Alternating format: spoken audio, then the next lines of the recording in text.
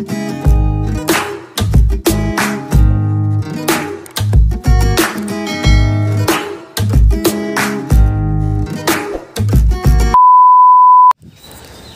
morning guys, nakita nyo ba yung video natin last time?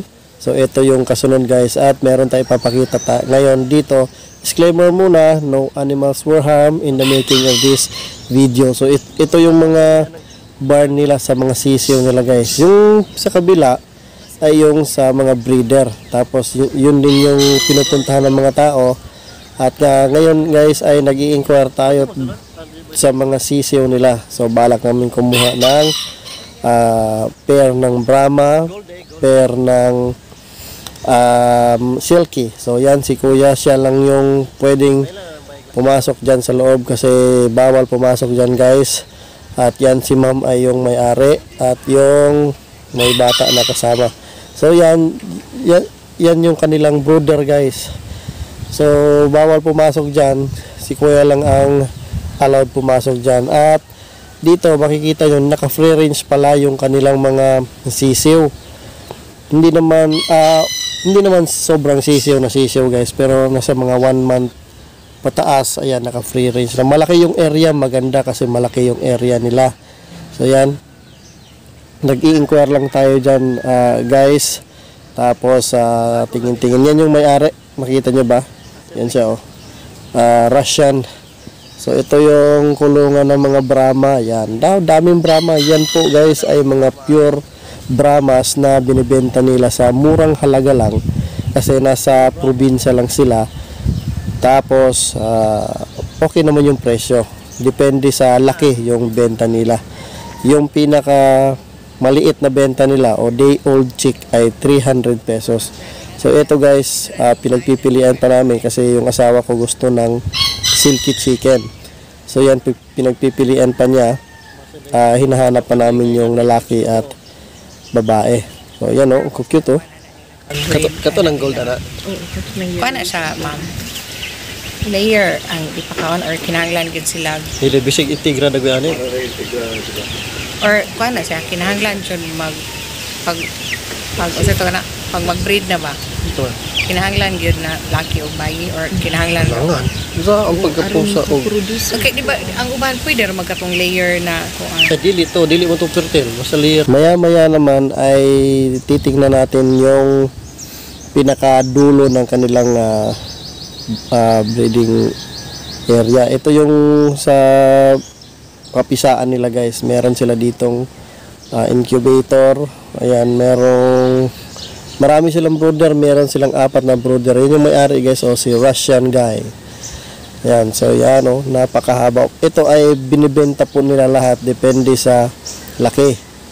So yan, meron tayong nakita dito na parang eagles yan, napakadami So ito naman ay i-display nila pag abot nila ng tamang edad. Niyadala nila dun sa labas kung saan makikita nyo yung ostrich, yung mga malalaki doon, makikita nyo lahat kapag pumunta kayo dito sa ostrich farm si Kihor. Yan guys, merong itim, bata pa to, mga bata pa to. Ayan, mga bata pa to. Yung pinakita ko last video ay yun yung mga breeder nila. So yan Brahma, Silky, merong iba't ibang kulay, may gold, merong Brahma na silver, meron pang itim na silky, merong white and black na silky, merong gray na silky. Ayun So ito yung kulungan. Maganda kasi pinapakawalan nila yung medyo maliliit, fini-free range nila. Tapos itong medyo malalaki ay dito na nakalagay mismo sa kulungan kasi kapag pinakawalan daw nila, hinahabol daw yung mga maliliit. So okay naman kasi malaki naman yung kulungan nila napakalaki ng kulungan nila guys. So ilan yung brooder pala yan tawag. So ito yung pinagpipilian natin guys. Yan, silky. Ito silky din na gray. Yung napili namin ay lagay muna sa karton para hindi Tapos kukuha pa si kuya. Kung gusto nyo mag-inquire guys ng mga ganito klaseng pet, hindi naman to pang katay, pang pet lang talaga siya, pwede yung i-message or mag-follow kayo sa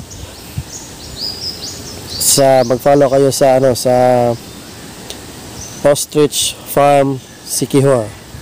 Yeah, magre-reply sila doon. Si ma'am lang ang magre-reply, yung asawa ni Russian guy. So yan, pwede kayong makabili sa kanya. At syempre kayo na lang ang mag-usap kung gusto nyong mag-inquire ng mga breeder. Pwede din breeder, pwede malalaki yung bilhin nyo. Ang alam ko, yung nasabi sa akin ni ma'am ay nasa 3,000 per head yung malalaki. Mura na yun guys sa mga ganitong klase mga manok. So ito ay mga pure breeds talaga. Marami nang kumukuha dito. Merong sa Negros, merong sa Cebu yata, meron din sa ibang pang mga lugar. So yan, medyo napili na namin yung gusto namin. Tsaka pala guys, kapag bumili kayo dito ng tatlo, halimbawa tigpa 500, so babayaran nyo 1.5 tatlo, kayo nang pipili kung ilang lalaki o ilang babae ang gusto nyo. Tapos merong 1 free, 3 plus 1 yung kanila guys.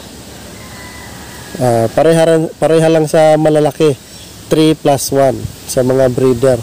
Halimbawa 3,000 or 4,000 ba yun yung isa, so 12,000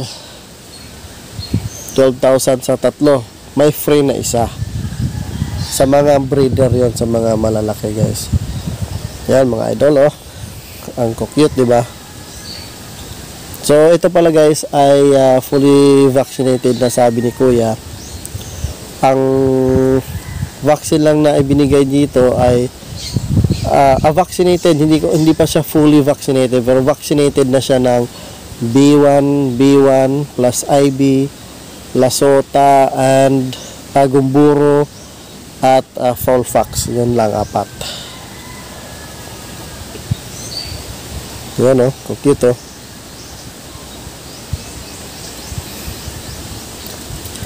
So ito na yung abangan.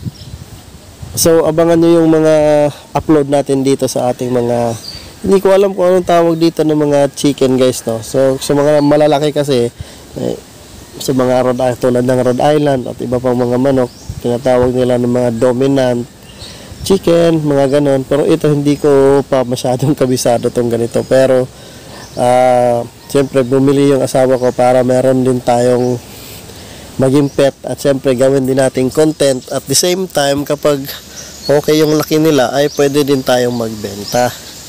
So yun guys, abangan nyo yung mga susunod na video dito sa ating mga pet chicken. Salamat.